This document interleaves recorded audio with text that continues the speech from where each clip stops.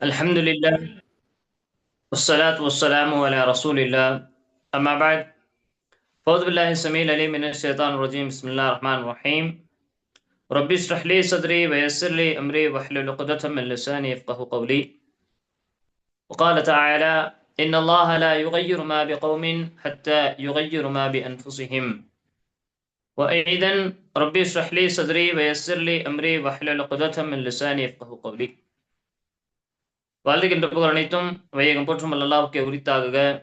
சாந்தியும் சமாதானமும் எம்பெருமானார் கண்மணி நாயகம் முஹம்மது முஸ்தபா ஸல்லல்லாஹு அலைஹி வஸல்லம் அவர்கள் மீதும் அவர்களை பின்பற்றி வாழ்ந்த உத்தம சத்திய சஹாபாக்கள் சஹாபிய பெண்மணிகள் தாபைன்கள் தாபைன்கள் என இங்கு கூடியுள்ள நம்ம அவர்கள் அனைவரின் மீதும் என்றென்றும் நிலவட்டுமாக. கண்ணியமிக்க எல்லாம் அல்லாஹ் வேண்டியார்களே, அல்லாஹுடைய மாபெரும் கிருபையால் இணையத்தின் வாயிலாக மீண்டும் ஒன்று கூடி இருக்கின்றோம். இந்த ஒன்று கூறுதலை அங்கீகரித்துக் கொண்டு இதனுடைய கூலியினை நிறைவாக தந்தல் புரியட்டுமாக என்று பிரார்த்தித்த வண்ணம் இந்த உரையின் கீழ் வருகின்றேன்.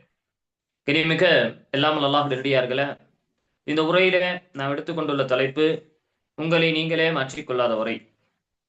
அதாவது கடந்த உரையிலே நாம் பார்த்திருந்தோம், தங்களை மாற்றிக்கொள்வதற்கு நம்மை நாம் மாற்றிக்கொள்வதற்கு பலவிதமான யுக்திகளை கையாள வேண்டியிருக்கிறது. அதில் முதலாவதாக நம்முடைய நஃப்ஸுடைய நிலை என்ன அப்படிங்கிறத நம்ம தெரிஞ்சுக்கணும் அப்படின்னு சொல்லி பார்த்திருந்தோம். அதுல நம்முடைய நஃப்ஸ் 3 வகையில் இருக்கும். அதில் முதலாவதாக அம்மாரத்தும் பிஸ்ஸு, அது பாவத்தை ஏவக்கூடிய நஃப்ஸ். நஃப்ஸுல் லவ்வாமா, அது நன்மைகளோடு இருந்தால் நன்மைகள், பாவங்களோடு இருந்தால் பாவங்கள் என்ற அடிப்படையில் ஒரு இரண்டும் கலந்த ஒரு நிலையில் இருக்கக்கூடிய ஒரு நஃப்ஸ். மூன்றாவதாக நஃப்ஸுல் முத்மஇன்னா, இது இறைவனுடைய திருப்பொருத்தத்தை மட்டுமே எதிர்பார்த்து இருக்கக்கூடிய நஃப்ஸ். இந்த 3 நிலைகளில் நம்முடைய நஃப்ஸ் எந்த நிலையில் இருக்கிறது அதை நாம் முதலாவதாக தெரிந்து கொள்ள வேண்டும் என்பதை பற்றி நாம் பார்த்திருந்தோம். அதை தொடர்ந்து நாம் பார்த்த விஷயம் இரண்டாவதாக தௌஹீத். தௌஹீத் நம்மிடத்தில் இருக்கும் காலமெல்லாம் நம்முடைய நஃப்ஸ் சீராகவும் ஒழுங்காகவும் அதுடைய வேலைகளை அது சரியாக செய்து கொண்டிருக்கும். நம்மை நாம் சரியான முறையில் பரிசுத்தப்படுத்திக் கொள்ளலாம். அதற்கடுத்ததாக மூன்றாவதாக நாம் பார்த்தோம் அத்துஆ. பிரார்த்தனை என்பது எல்லா விஷயத்திற்கும் அடிப்படை. அதே போன்று நம்மை நல்லவர்களாக, நல்ல குணம் படைத்தவர்களாக, நட்பண்பு மிக்கவர்களாக, இறைவனுடைய பார்வையில் நல்லவர்களாக மாற்ற வேண்டும் என்று சொன்னால் நம்மிடத்தில் இருக்க வேண்டிய மிக மிக முக்கியமான ஒரு பண்புதான் இந்த துஆ என்பதை பற்றி கடந்த உரைகளில் பார்த்தோம். அப்ப அதை தொடர்ந்து இந்த உரையில் நாம் பார்க்க இருக்கக்கூடிய மிக முக்கியமான விஷயம் அல் குர்ஆனுல் கரீம். ஒரு மனிதனுடைய வாழ்க்கையில் குர்ஆன் இல்லை என்று சொன்னால் அவனுடைய வாழ்க்கை எப்பொழுதுமே சீரான ஒரு அழகான ஒரு வாழ்க்கையாக இருக்கவே செய்யாது. அப்போ குர்ஆனை நம்முடைய வாழ்க்கையில் கொண்டு வர வேண்டும். நபி ஸல்லல்லாஹு அலைஹி வஸல்லம் அவர்கள் தன்னுடைய பணி என்று சொல்லும் பொழுது ஹுவல்லதி பஅஸ ஃபில் உம்மiyyin ரசூலன் மின்ஹும் யத்லூ அலைஹிம் ஆயாத்திஹி வயுஸக்கீஹிம் வயுஅல்லிமுஹுமுல் கிதாப வல் ஹிக்மா என்று அல்லாஹ்வுடைய தூதர் நபி ஸல்லல்லாஹு அலைஹி வஸல்லம் அவர்கள் நமக்கு அவங்களுடைய பணியை பற்றி அல்லாஹ் குர்ஆனிலே சொல்லி காட்டுகின்றார். அப்ப நபி ஸல்லல்லாஹு அலைஹி வஸல்லம் அவருடைய பணி என்ன? ஹுவல்லதி பஅஸ ஃபில் உம்மiyyin, நாங்கள் எழுத படிக்க தெரியாத சமுதாயத்திலே தூதர்களை அனுப்பினோம். என்ன செய்தாங்க? யத்லூ அலைஹிம் ஆயாத்திஹி, அவர்களுக்கு மத்தியில் குர்ஆனுடைய வசனத்தை ஓதி காட்டினார்கள். வயுஸக்கீஹிம், அவர்களை தூய்மைப்படுத்தினார்கள். வயுஅல்லிமுஹுமுல் கிதாப வல் ஹிக்மா, அவர்களுக்கு வேதங்களையும் ஞானத்தையும் கற்றுக் கொடுத்தார்கள். அப்போ நம்மிடத்தில் நம்மை மாற்றிக்கொள்ள வேண்டும், நம்முடைய செயல்பாடுகளை நாம் சரி செய்து கொள்ள வேண்டும், நம்மை இறைவன் பிடித்ததை போன்று ஒரு வாழ்க்கையை நாம் வாழ வேண்டும் என்று சொன்னால் நாம் செய்ய வேண்டிய அடிப்படை விஷயம் என்ன? குர்ஆனை கற்றுக்கொள்ள வேண்டும். ஏனென்று சொன்னால் அல்லாஹ் குர்ஆனிலே சொல்லி காட்டுகின்றான் பாருங்கள், லகத் மன்னல்லாஹு அலல் முஃமினீன இத் பஅஸ ஃபீஹிம் ரசூலா மின் அன்ஃபுஸிஹிம் யத்லூ அலைஹிம் ஆயாத்திஹி வயுஸக்கீஹிம் வயுஅல்லிமுஹுமுல் கிதாப வல் ஹிக்மா.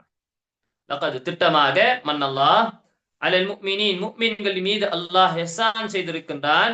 இத் பஅஸ ஃபீஹிம் ரசூலா, அவர்கள் ஒரு தூதரை, ஒரு சமுதாயத்தில் ஒரு தூதரை அனுப்புகின்றான் என்று சொன்னால் மின் அன்ஃபுஸிஹிம், அவர்கள் என்ன செய்வார்கள்? யத்லூ அலைஹிம் ஆயாத்திஹி, அவர்களுக்கு மத்தியில் குர்ஆனுடைய வசனங்களை ஓதி காட்டுவார்கள். வயுஸக்கீஹிம், அவர்களை தூய்மைப்படுத்துவார்கள். அவர்களிடத்திலே பலவிதமான தவறுகள் இருக்கும், அவர்களிடத்திலே பல மோசமான பண்புகள் இருக்கும், பல விஷயங்கள் இருக்கும். அது எல்லா விஷயங்களை விட்டு இது சரி இது தவறு, இது செய்ய வேண்டும், இது செய்யக்கூடாது, இது விரும்பத்தக்கது, இது விரும்பத்தகாதது, இது கடமையாக்கப்பட்டது, இது கடமையாக்கப்படாதது என்று எல்லா விஷயங்களையும் அவர்களுக்கு தெளிவாக சொல்லிக் கொடுத்து அவர்களை ஒரு முஃமினாக, இறை விசுவாசியாக அவர்களை மாற்றுவார்கள். وَيُزَكِّيهِمْ وَيُعَلِّمُهُمُ الْكِتَابَ وَالْحِكْمَةَ அவர்களுக்கு ஞானத்தையும் வேதங்களையும் கற்றுக் கொடுப்பார்கள். அப்போ நபி ஸல்லல்லாஹு அலைஹி வஸல்லம் அவர்கள் நமக்கு இதை போன்று பலவிதமான விஷயங்களை செய்திருக்கிறார்கள். இப்னு அப்பாஸ் ரலியல்லாஹு அன்ஹு அவர்கள் சொல்றாங்க, ஃபமன் தபிஅ ஹுதாய ஃபலா யதில்லு வலா யஷ்கா. அவங்க என்ன சொன்னாங்க?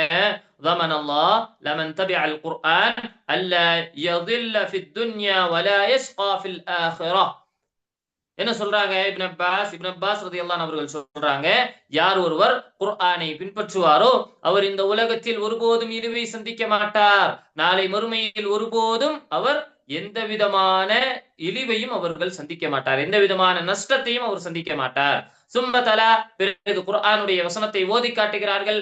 ஃபமன் தபிஅ ஹுதாய ஃபலா கௌஃபுன் ஃபமன் தபிஅ ஹுதாய ஃபலா யதில்லு வலா யஷ்கா. யார் அல்லாஹ்வுடைய ஹுதா நேர்வழியை பின்பற்றுகிறார்களோ ஃபலா யதில்லு, அவர்கள் ஒருபோதும் வழிகேட்டின் பக்கம் செல்ல மாட்டார்கள், வலா யஷ்கா, அவருக்கு என்றைக்குமே இழிவு என்பது கிடையாது, என்றைக்குமே இழப்பு என்பது கிடையாது. ஆனால் அப்படிப்பட்ட ஒரு பொக்கிஷம் நம்மிடத்துல இருக்கு. நம்ம என்ன செய்கின்றோம்? அந்த பொக்கிஷத்தை வெறுமனே அதனுடைய பேசிக் விஷயம் தெரிஞ்சுக்கிட்டா நமக்கு போதும், நார்மலான அதனுடைய செயல்பாடுகள் தெரிஞ்சுக்கிட்டா போதும். அதை படிப்பதோ, அதை புரிந்து கொள்வதோ, அதை நடைமுறைப்படுத்துவதோ, அல்லது அதிலிருந்து பலவிதமான விஷயங்கள் எடுப்பதோ, அது எல்லாம் உலமாக்களுடைய வேலை. உலமாக்கள் மட்டும்தான் அதை செய்ய வேண்டும், நம்ம எல்லாம் அது செய்யக்கூடாது என்ற ஒரு தவறான சிந்தனை மக்கள் மத்தியிலே ஆழமாக பதிவு வைத்து விட்டது. முதலாவதாக தெரிந்து கொள்ள வேண்டும், இந்த கிதாப் உலமாக்களுக்கான கிதாப் கிடையாது. குர்ஆனை பொறுத்தவரையில் குர்ஆன் என்பது அகிலத்தார் அனைவருக்கும் அல்லாஹ்வால் அருளப்பட்ட ஒரு பிரம்மாண்டமான அற்புதம்.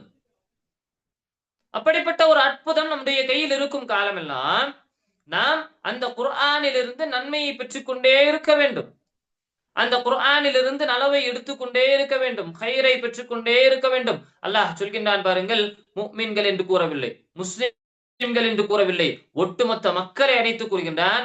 யா அய்யுஹன் நாஸ், ஓ மக்களே, கத் ஜாஅத்கும், உங்களிடத்திலே வந்திருக்கிறது, மௌஇதத்தும் மின் ரப்பிக்கும், உம்முடைய இறைவன் புறத்திலிருந்து ஒரு நல்ல உபதேசம் உங்களுக்கு வந்திருக்கிறது, வ ஷிஃபாஉன் லிமா ஃபிஸ் ஸுதூர், உங்களுடைய உள்ளங்கள்ல எது எல்லாம் பிழைகளாக இருக்கிறதோ, எது எல்லாம் மோசமாக இருக்கிறதோ, எந்த தவறுகள் எல்லாம் இருக்கிறதோ, அந்த தவறுகள், அந்த கசடுகள், அந்த பாவங்கள், அது எல்லாவற்றிற்கும் ஷிஃபா, நோய் நிவாரணியாக இருக்கிறது உங்களுடைய உள்ளங்களுக்கு. வஹுதன் வரஹ்மத்தல் லில் முஃமினீன், இது நேர்வழியாகவும் அருளாகவும் முஃமின்களுக்கு இருக்கிறது என்று அல்லாஹ் குர்ஆனிலே மிக அழகாக சொல்லி காட்டுகின்றார். அப்படிப்பட்ட ஒரு பொக்கிஷம் நம்மிடத்துல இருக்கு. குர்ஆனை நாம் வைத்துக் கொண்டு இருக்கின்றோம். ஆனால் குர்ஆனை பொறுத்த வரைக்கும் ஓத தெரியுமா? ஓத தெரியும். படிக்க தெரியுமா? படிக்க தெரியும், அவ்வளவுதான். அதற்கு பிறகு அதை எப்படி புரிந்து கொள்வது, அதிலிருந்து எப்படி நம்முடைய வசனங்களை நம்முடைய வாழ்க்கையாக மாற்றுவது நமக்கெல்லாம் தெரியாமல் இல்லை. நபி ஸல்லல்லாஹு அலைஹி வஸல்லம் அவருடைய செயல்பாடுகள் அனைத்தும் குர்ஆனாகவே இருந்தது என்று நமக்கெல்லாம் தெரியாமல் இல்லை. ஆனால் நாம் பல பயான்களில் பலவிதமான குர்ஆனுடைய வசனங்களை கேட்டும் நம்முடைய வாழ்க்கையில் அந்த குர்ஆனுடைய வசனங்களை கொண்டு வர முடியுதா என்று கேட்டால் அந்த இடத்துல ரொம்ப பெரிய ஒரு கேள்விக்குறி. குர்ஆனுடைய வசனங்கள் இல்ல. ஏன் இல்ல? சஹாபாக்கள் இதே குர்ஆனுடைய வசனங்களை கேட்டார்கள், கேட்ட மாத்திரத்திலே அதிலே தனக்காக என்று புரிந்து கொண்டு தன்னுடைய செயல்பாடுகள் எல்லாம் அழிந்து விட்டது, முனாஃபிக் ஆகிவிட்டேன் என்றெல்லாம் சஹாபாக்கள் தன்னை வைத்து குர்ஆனுடைய வசனத்தோடு ஒப்பீடு செய்து தன்னை மெருகூட்டி கொண்டார்கள், அழகுபடுத்திக் கொண்டார்கள்.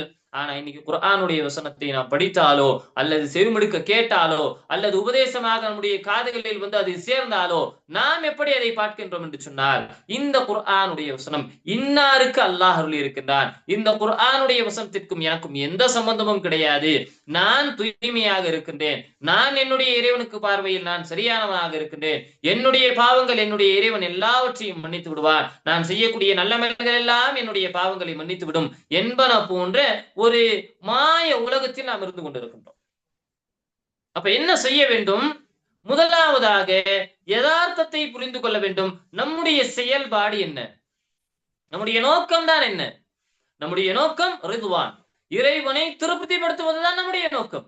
அந்த நோக்கத்திற்காக உந்துகோலாக இருப்பது குர்ஆன். அந்த குர்ஆனின் மூலம் இஸ்லாஹுன் நஃப்ஸ், நம்முடைய செயல்பாடுகளை, நம்முடைய நஃப்ஸை எப்படி சீர்படுத்துவது என்பதில் தான் நம்முடைய ஒட்டுமொத்த குறிக்கோளும் இருந்து கொண்டிருக்க வேண்டும். என்னிடத்தில் பலவிதமான குறைகள் இருக்கு, பலவிதமான தவறுகள் இருக்கு, பலவிதமான பாவங்கள் இருக்கிறது. அந்த பாவங்களையும் அந்த குறைகளையும் அந்த தவறுகளையும் குர்ஆனை கொண்டு என்னால் எப்படி சரி செய்ய முடியும்? ஒரு வசனம் வருகிறது என்று சொன்னால் நான் இதில் எப்படி தவறு இழைத்தவனாக இருந்து கொண்டிருக்கின்றேன் என்று குர்ஆனை வைத்து ஒப்பீடு செய்து பார்த்தோம் என்று சொன்னால் மிக அழகாக குர்ஆன் சொல்லிவிடும், நீங்கள் தவறுள்ளவரா அல்லது தவறற்றவரா. இன்னைக்கு ஏன் இந்த தவறை நாம் விளங்குவதில்லை தெரியுமா? பாவங்கள் எப்படி நம்முடைய செயல்பாடுகளை மாற்றி இருக்கு தெரியுமா? சஹாபாக்கள் சொல்வாங்க, பாவங்கள் செய்வதனால் ஏற்படக்கூடிய பாதிப்புகள்ல ஒரு பாதிப்பு என்ன பாதிப்பு தெரியுமா? அவர்களிடத்துல எது ஹைர் எது ஷர் என்று பிரித்தறியக்கூடிய அந்த தன்மையை அவர்கள் இழந்து விடுவார்கள். தொடர்ச்சியாக பாவங்களை செய்து பாவங்களை பழகி பாவங்களோடு இருந்து கொண்டிருக்கக்கூடிய நம்மால் ஹைர் இது ஷர் இது என்று பிரித்து பார்க்க முடியாது. பிரித்து பார்க்க முடியாது. ஏனென்று சொன்னால் நாம் பாவங்களோடு இருந்து பழகிவிட்டோம். அப்ப நமக்கு ஹைர் எது ஷர் எது என்று தெரியாமல் இருப்பதனால் நம்முடைய செயல்பாடுகளை மாற்றுவதற்கு நாம் வருவதே கிடையாது. இமாம் இப்னுல் கய்யிம் ஜௌஸி ரஹ்மத்துல்லாஹி அவங்க சொல்றாங்க, அல் குர்ஆன் ஹுவ ஷிஃபாஉத் தாம். குர்ஆன் என்பது எல்லா விஷயத்திற்கும் அருமருந்தாக இருக்கிறது. மின் ஜமீஇ அதுவா, எல்லா விஷயத்துக்கும் அது அருமருந்தாக இருந்து கொண்டிருக்கிறது. அது உலகத்துடைய நோயாக இருக்கட்டும், மறுமையுடைய நோயாக இருக்கட்டும், எல்லா நோய்க்கும் அது மருந்தாக இருந்து கொண்டு இருக்கிறது. எல்லா விஷயத்தையும் சரி செய்து விடும், எல்லா விஷயங்களையும் அது சீர்படுத்தி விடும். அந்த குர்ஆனோடு என்னுடைய தொடர்பு எப்படி இருக்கிறது என்பதை நாம் சிந்தனை செய்து பார்க்க கடமைப்பட்டு இருக்கின்றோம். இன்று குர்ஆன் ஓதுவதற்கு தெரியவில்லை என்று சொன்னால் ஓதுவதற்காக பலவிதமான விஷயங்கள் மிக மிக எளிதாக கிடைக்குது.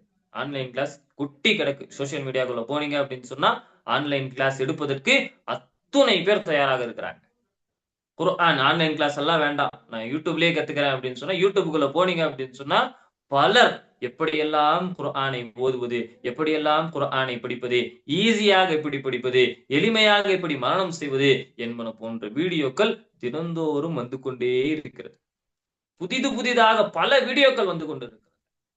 இப்படி எல்லா விதமான விஷயங்களையும் தெரிந்து கொள்வதற்கு நாம் சமூக வலைதளங்களை பயன்படுத்தி கொண்டிருக்கின்றோம்.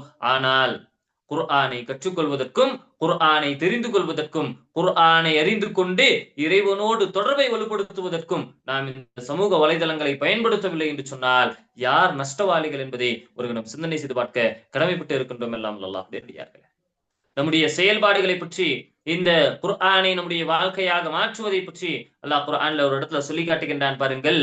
அல்லதீன ஆதைனாஹுமுல் கிதாப யத்லூனஹு ஹக்க திலாவதி உலாயிக யுமினூன பிஹ். அவர்கள் எப்படி என்று சொன்னால் அவர்களுக்கு வேதம் வழங்கப்பட்டது. யத்லூனஹு, அவர்கள் ஓதுகிறார்கள். எப்படி? ஹக்க திலாவதி, எப்படி ஓத வேண்டுமோ அந்த முறைப்படி அவர்கள் ஓதுகிறார்கள். உலாயிக யுமினூன பிஹ், அவர்கள் தான் அந்த குர்ஆனின் மீது நம்பிக்கை கொண்டவர்களாக இருக்கிறார்கள். இப்னு மஸ்ஊத் ரலியல்லாஹு அன்ஹு அவர்கள் சொல்றாங்க, கான الرجال منا اذا تعلم 10 آيات لم يجاوزهن حتى يعرف معنى عيني والعمل بهن. என்ன சொல்றாங்க?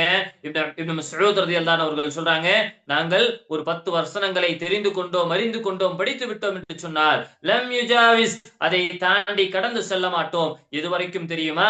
ஹத்தா يعرف معنى، அதனுடைய நன்மைகளை அறிந்து கொள்ளாத வரை, வல் அமலு பிஹின், அதன் மீது நடைமுறைப்படுத்தாத வரை அடுத்த 10 வசனத்துக்கு போகவே மாட்டோம். அதே போன்று அயாஸ் என்று சொல்லக்கூடிய ஒரு ரஹிமஹு அவர் அயாத் என்று சொல்லக்கூடியவர் சொல்கிறார்கள், இன்னமா நஸலல் குர்ஆன் லியுஅமல பிஹ் ஃபத்தகதன் நாஸ் கிராஅத்து அமலா. எவ்வளவு அழகான வாசகம் பாருங்க, யோசனை செஞ்சு பாருங்க. அதாவது அவர் சொல்கிறார், அல்லாஹ் குர்ஆனை எதற்கு இறக்கிறான்? அதை நடைமுறைப்படுத்துவதற்காக, அதில் இருக்கக்கூடிய உபதேசங்களை அமல் செய்வதற்காக அல்லாஹ் குர்ஆனை இறக்கினான். ஃபத்தகதன் நாஸ், மக்கள் அதை ஆக்கிக் கொண்டார்கள். கிராஅத்து அமலா, குர்ஆனை ஓதுவதை ஒரு அமலாக மாற்றிக் கொண்டார்கள். குர்ஆனை படிப்பதை ஒரு அமலாக ஆக்கிக் கொண்டார்கள். அப்போ குர்ஆனோடு நம்முடைய தொடர்பு என்பது ரொம்ப ரொம்ப குறைந்து விட்டது. அந்த தொடர்பு குறைந்து விட்டதனால் என்ன ஆயிருச்சு? நம்முடைய உள்ளங்கள் எதை செய்ய வேண்டுமோ, எப்படி இஸ்லாஹ் நேர்வழியை அடைய வேண்டுமோ அப்படி எல்லாம் அடையவில்லை. அல்லாஹ் இந்த குர்ஆனின் மூலமாக மிக சந்தோஷப்படுகின்றான். இந்த குர்ஆனின் மூலமாக, இந்த குர்ஆனை படிப்பதன் மூலமாக, இதை தெரிந்து கொள்வதன் மூலமாக நாளை மறுமையில் அதற்குரிய தரஜாக்களை பிரம்மாண்டப்படுத்தி தருகின்றான். நாம் என்ன செய்கின்றோம்? அது எல்லா விஷயங்களையும் பார்த்துக் கொள்ளலாம் என்று அசால்ட்டாக விட்டு விடுகின்றோம். அதனால் நம்முடைய இஸ்லாஹ், நம்முடைய செயல்பாடுகள் என்பது அப்படியே ஒரு இடத்துல சுருங்கி போய் கிடைக்கிறது. அப்போ நம்முடைய வாழ்க்கையில் என்ன இருக்க வேண்டும்? குர்ஆன் இருக்க வேண்டும். அந்த குர்ஆனுடைய திலாவா இருக்க வேண்டும். அதனுடைய மாயனா, அதனுடைய அர்த்தங்களை புரிந்து கொள்ளக்கூடிய வகையில் இருக்க வேண்டும். அதன் மீது அமல் செய்ய வேண்டும். இந்த விஷயங்களை எல்லாம் கவனத்தில் கொண்ட பிறகு அடுத்ததாக தான் அதை கொண்டு போய் மத்த மக்கள்கிட்ட சொல்றது. குர்ஆனை படிக்க வேண்டும், குர்ஆனுடைய அர்த்தங்களை புரிந்து கொள்ள வேண்டும், வல் அமலு பிஹின், அதன் மீது நடைமுறை செய்ய வேண்டும். அதற்கு பிறகுதான் நீங்கள் ஒரு வசனத்தை அறிந்திருந்தாலும் அதை பிறருக்கு எத்தி வையுங்கள். நம்ம என்ன செய்யறோம்? படிக்கிறோம், எத்தி வைக்கிறோம். அர்த்தத்தை பற்றியும் புரிந்து கொள்வதில்லை, அதுடைய அமலும் நம்மிடத்தில் இருப்பதில்லை. அல்லாஹ் பாதுகாக்க வேண்டும். அதற்கடுத்ததாக இஸ்லாஹுன் நஃப்ஸ், நம்மை சரி செய்ய வேண்டும்,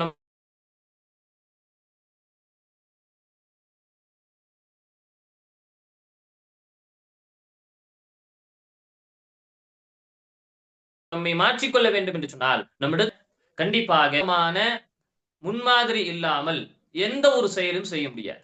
அப்போ உஸ்வத்துல் ஹசனா, நல்ல அமல்கள் இல்லாமல் எந்த ஒரு செயலும் செய்ய முடியாது என்ற பட்சத்தில் நபி ஸல்லல்லாஹு அலைஹி வஸல்லம் அவர்களுடைய அந்த உஸ்வாவை நாம் கையில் எடுக்க வேண்டும். உஸ்வா என்று சொன்னால் என்ன? முன்மாதிரி. நீங்க வேணா உங்களுடைய வாழ்க்கையில ஒரு சோதனையாவே இதை எடுத்து வைங்க. நாம எந்த ஒரு செயலை செய்வதாக இருந்தாலும் சரி, நமக்கு ஒரு முன்மாதிரி தேவை. அது எந்த செயலை செய்வதாக இருந்தாலும் சரி, நம்முடைய வாழ்க்கையில் நிற்பதாக, நடப்பதாக, படுப்பதாக, தூங்குவதாக, வண்டி ஓட்டுவதாக, என்ன ஒரு செயலை செய்வதாக அல்லது ஏதாவது ஒரு வேலை செய்வதாக இருந்தாலும் சரி, நம்முடைய வாழ்க்கையில் ஆரம்பத்திலிருந்து கடைசி வரை எந்த ஒரு செயலை செய்வதாக இருந்தாலும் சரி, அதற்கு ஒரு முன்மாதிரி இருக்க வேண்டும். முன்மாதிரி இல்லாமல் நம்ம எந்த ஒரு செயலும் செய்ய முடியாது. அப்போ நாம் யாரை முன்மாதிரியாக எடுத்துக்கொள்ள வேண்டும், யாரை முன்மாதிரியாக எடுத்து வைத்திருக்கின்றோம் அப்படின்னு பார்த்தோம் அப்படின்னு சொன்னா, இது இரண்டும் வெவ்வேறு மனிதராக இருக்கும் காலமெல்லாம் நம்முடைய வாழ்க்கையில் இஸ்லாஹுன் நஃப்ஸ் என்பது நடைபெறவே செய்யாது. அப்ப யாரை முன்மாதிரியாக எடுக்க வேண்டும், யாரை சரி செய்ய வேண்டும்? நபி ஸல்லல்லாஹு அலைஹி வஸல்லம் அவர்களை முன்மாதிரியாக எடுக்க வேண்டும். லகத் கான லகும் ஃபீ ரசூலில்லாஹி உஸ்வத்துன் ஹஸனஹ் லிமன் கான யர்ஜுல்லாஹ வல் யௌமில் ஆகிர் வ ذكرல்லாஹ கஸீரா. அப்ப என்ன செய்ய வேண்டும்? நபி ஸல்லல்லாஹு அலைஹி வஸல்லம் அவர்களிடத்துல ஒரு அழகிய முன்மாதிரி இருக்கு. யார் அல்லாஹ்வையும் மறுமையினாலையும் நினைவு கூறுகிறார்களோ அவர்கள் அல்லாஹ்வை அதிகமாக நினைவு கூறுகிறார்கள். அல்லாஹ் மிக தெளிவாக சொல்லிட்டான், நபி ஸல்லல்லாஹு அலைஹி வஸல்லம் அவர்களிடத்துல உங்களுக்கு அழகிய முன்மாதிரி இருக்கு. அப்ப நம்முடைய செயல்பாடுகள் எல்லாம் நபி ஸல்லல்லாஹு அலைஹி வஸல்லம் அவர்களுடைய செயல்பாடுகளுக்கு ஏற்ப மாற்றிக்கொண்டால் எல்லா விஷயங்களும் சரியாகிவிடும்.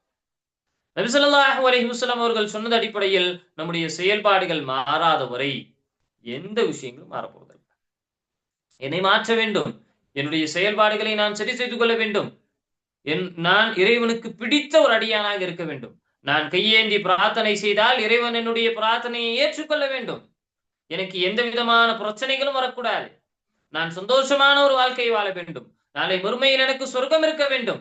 இது எல்லாம் நம்முடைய ஆசைகள், இது எல்லாம் நம்முடைய கனவுகள். அந்த ஆசைகளுக்கும் அந்த கனவுகளுக்கும் அடிப்படையாக இருக்க வேண்டிய விஷயம் என்ன? நம்மை இறைவனுக்கு பிடித்தார் போல மாற்றுவது. அப்படி மாற்றவில்லை என்று சொன்னால் கண்டிப்பாக இது எல்லாம் சாத்தியமே கிடையாது. அப்ப அப்படி மாற்ற வேண்டும் என்று சொன்னால் என்ன செய்யணும்? இந்த அடிப்படைகளை எல்லாம் நம்முடைய வாழ்க்கையில கொண்டு வர வேண்டும். குறிப்பாக நபி ஸல்லல்லாஹு அலைஹி வஸல்லம் அவர்களை அழகிய முன்மாதிரியாக தேர்வு செய்து விட வேண்டும். قال இப்னு கஸீர் ரஹ்மஹுல்லாஹ் சொல்றாங்க, ஹாதிஹில் ஆயத்துல் கரீமா, இந்த குர்ஆனுடைய வசனம் அஸ்லுன் கபீர், இது ஒரு மிக முக்கியமான அடிப்படையாக இருக்கு. ஃபி தஅஸ்ஸி பி ரசூலுல்லாஹி ஸல்லல்லாஹு அலைஹி வஸல்லம் ஃபி அக்வாலிஹி வ அஃஆலிஹி வ அஹ்வாலிஹி. நபி ஸல்லல்லாஹு அலைஹி வஸல்லம் அவருடைய சொல், அவருடைய செயல், அவருடைய அங்கீகாரம், இது எல்லா விஷயங்களும் நம்முடைய வாழ்க்கையில கொண்டு வருவதற்கு மிக முக்கிய அடிப்படையாக இருக்கு. சாதாரண விஷயம் எல்லாம் இல்ல, மிக முக்கிய அடிப்படையாக இருக்கு.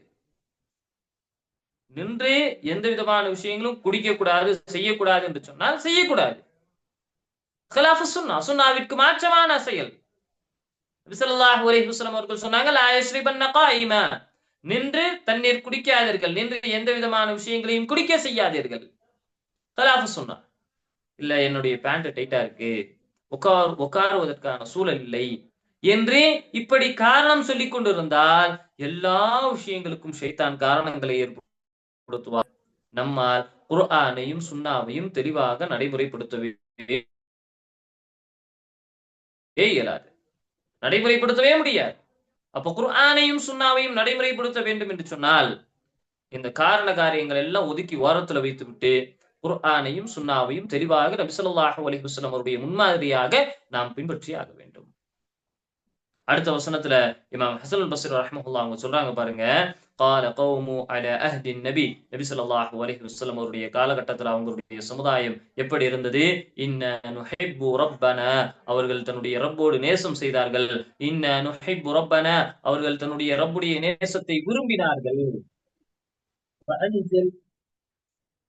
فأنزل الله تعالى هذه الآية, அவங்க தன்னுடைய ரப்புடைய நேசம் எனக்கு வேண்டும், என்னுடைய ரப் என்னை விரும்ப வேண்டும், என்னை படைத்த என்னுடைய ரப் என்னை விரும்ப வேண்டும் என்று அவர்கள் நாடினார்கள். அல்லாஹ் குர்ஆனுடைய வசனத்தை இறக்கினான்.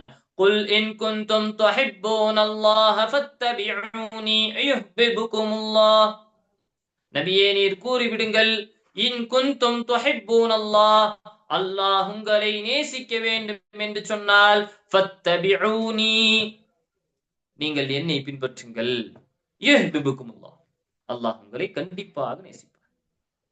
அப்ப அல்லாஹ்வுடைய நேசம், அல்லாஹ்வுடைய ரஹ்ம, அல்லாஹ்வுடைய கருணை நமக்கு வேண்டும் என்று சொன்னால் நாம் என்ன செய்ய வேண்டும்? கண்டிப்பாக நபி ஸல்லல்லாஹு அலைஹி வஸல்லம் அவர்களை பின்பற்ற வேண்டும். ஃபத்திபாஉ ரசூல், ரசூலை பின்பற்றுவதில் எந்த விதமான குறையோ எந்த விதமான விஷயங்களோ வைத்து விடக்கூடாது. அப்படி வைத்தோம் என்று சொன்னால் நாம் என்றைக்குமே இறைவனுடைய நேசத்தை பெற முடியாது. யகூலு இப்னு கய்யிம் ரஹ்மஹுல்லாஹ், இப்னு கய்யிம் ரஹ்மஹுல்லாஹ் அவங்க சொல்றாங்க, தஸ்கியத்து நுஃபூஸ், உள்ளங்களை சீர் செய்வது, நம்முடைய செயல்பாடுகளை சரி செய்வது என்பது அஸ்பு, ரொம்ப கஷ்டமான விஷயம். மின் இலாஜில் அப்தானி வ அஷத், நம்முடைய உடல்ல எங்கேயாவது நோய் ஏற்பட்டு இருக்கு, நம்முடைய உடல்ல ஏதாவது ஒரு பிணி ஏற்பட்டு இருக்கு என்று சொன்னால் அதை செய்வது ரொம்ப ஈஸி, சரி செஞ்சிடலாம். ஆனா உள்ளத்துல ஏதாவது ஏற்பட்டுருச்சு, நம்முடைய செயல்கள்ல ஏதாவது ஏற்பட்டுருச்சு அப்படின்னு சொன்னா அது அவ்வளவு ஈஸி இல்ல. فمن زكى نفسه بالرضايا والمجاهة والخلوة, என்ன செய்யணும்? அந்த ஜக்கியா, அந்த தூய்மைப்படுத்துவதற்காக, அந்த செயல்பாடுகளை சரி செய்வதற்காக, ஒரு பாவத்தை பழகிவிட்டால் அந்த பாவத்திலிருந்து மீண்டு வருவதற்காக தன்னுடைய நஃப்ஸை பழக்கப்படுத்த வேண்டும். அதற்காக முஜாஹதா, அது அந்த நஃப்ஸோடு சண்டை செய்ய வேண்டும், அந்த நஃப்ஸை தனிமைப்படுத்த வேண்டும், அந்த நஃப்ஸுக்கு பிடித்தது பிடிக்கல என்று நஃப்ஸை போட்டு நசுக்க வேண்டும்.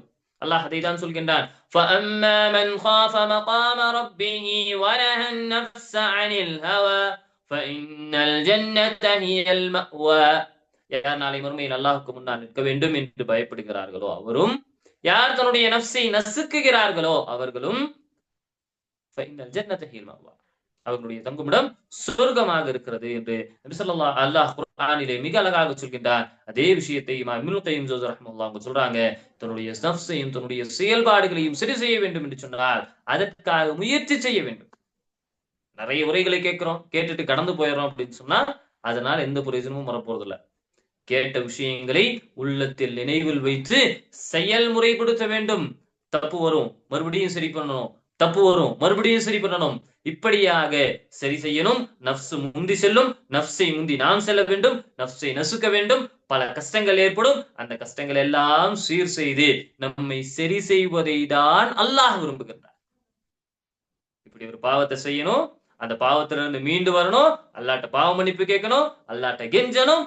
இப்படி இருக்கக்கூடிய இந்த ஒரு தொடர்பை தான் அல்லாஹ் விரும்புகின்றான். ஒருவேளை நாம பாவமே செய்யலை என்று சொன்னால் இந்த சமுதாயத்தை அல்லாஹ் அழித்து வேறொரு சமுதாயத்தை கொண்டு வருவார்.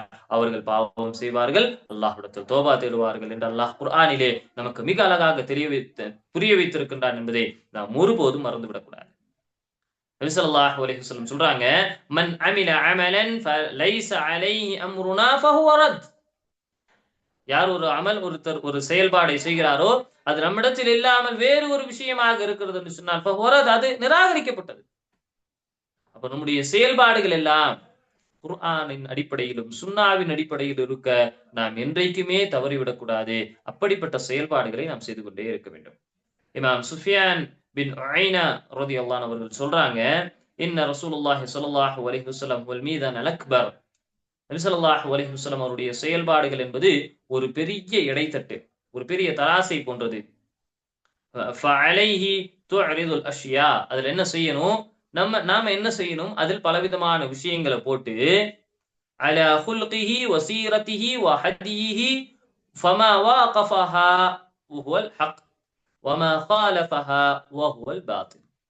அதுல நம்முடைய செயல்பாடுகளை போடணும். நபி ஸல்லல்லாஹு அலைஹி வஸல்லம் அவருடைய பண்புகள் எப்படி இருக்கு, நம்முடைய பண்புகள் எப்படி இருக்கு, நபி ஸல்லல்லாஹு அலைஹி வஸல்லம் அவருடைய நற்குணங்கள் எப்படி இருக்கு, நம்முடைய குணநலங்கள் எப்படி இருக்கு, நபி ஸல்லல்லாஹு அலைஹி வஸல்லம் அவர்கள் எப்படி வாழ்ந்தார்கள், நாம் இப்படி வாழ்ந்து கொண்டே இருக்கின்றோம்.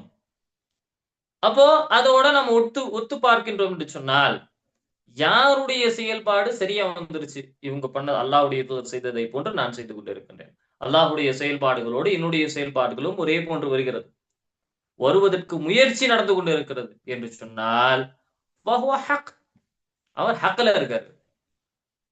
வமா காலஃபஹா, யாருக்கு முரண் ஏற்படுகிறதோ, நபி ஸல்லல்லாஹு அலைஹி வஸல்லம் உண்மை பேச சொன்னாங்க, பொய் பேசுறோம். வாக்குறுதி பேண சொன்னாங்க, வாக்குறுதி பேணல. அல்லாஹ்வுடைய தூதர் சொன்னது ஒன்று, நம்முடைய செயல்பாடு ஒன்றாக இருக்கிறது என்று சொன்னால் ஃபஹுவ பாத்தில், அவர் பாத்தில் இருந்துட்டு இருக்காரு.